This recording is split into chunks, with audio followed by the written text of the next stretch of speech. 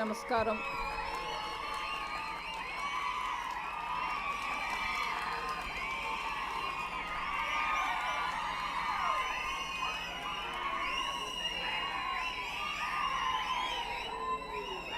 Thank you.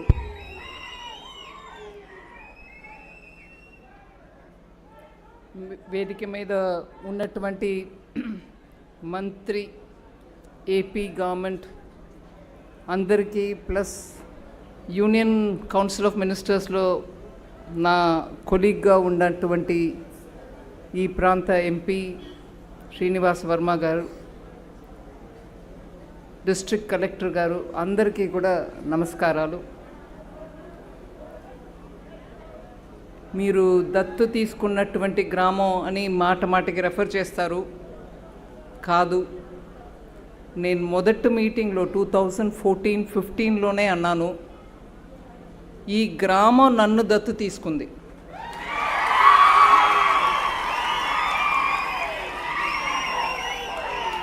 ఈ మాట నేను ప్రతిసారి వచ్చినప్పుడు ఎంతో కూడా చెప్తాను ఇదే మాట. ప్రధానమంత్రి గారు ఆలోచన, ఎంపీగా ఉన్నటువంటి లోక్సభ ఎంపీ అయినా రాజ్యసభ ఎంపీ అయినా మీరందరూ ఒక గ్రామాన్ని దత్తు తీసుకోవాలి అని. ఆ సమయంలో పిఎం లంకలో ఉన్నటువంటి మహిళలు, తూర్పుతాడులో ఉన్నటువంటి మహిళలు నన్ను దత్తు తీసుకున్నారు. బట్ స్కీమ్ ఏమో ప్రధానమంత్రి గారిది,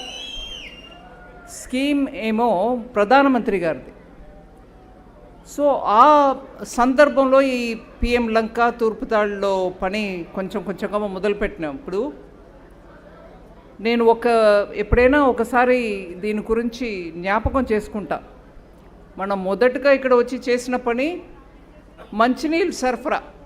ఇక్కడ నీళ్ళంతా ఉప్పు నీళ్ళు అయిపోయాయి, గోదావరి పక్కన ఉన్నా కూడా మనకు తాగుడు నీళ్ళు లేవు.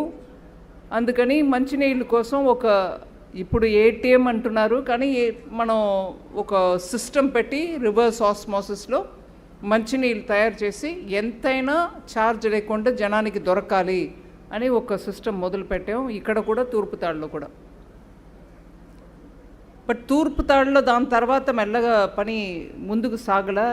కానీ ఇక్కడ మహిళలు కంప్లీట్గా ఫుల్గా నాకు సపోర్ట్ ఇవ్వడం వల్ల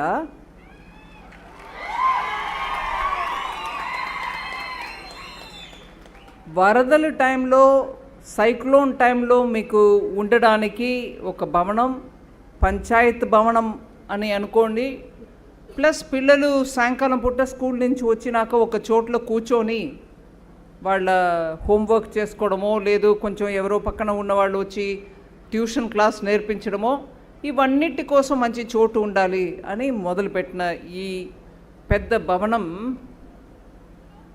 ఇవాళ ఎన్నో రకాల పర్పసెస్కి మనకు ఉపయోగం అవుతుంది అనేది చూస్తున్నప్పుడు చాలా వరకు మిగతా ఎంపీలు ఆంధ్ర ప్రాంతంలో మాత్రం కాదు, ఢిల్లీలో ఉన్నటువంటి వాళ్ళు కూడా అడుగుతారు, ఎలా మీరు మొదలుపెట్టారు, అది ఇప్పుడు ఏమేమో పనికి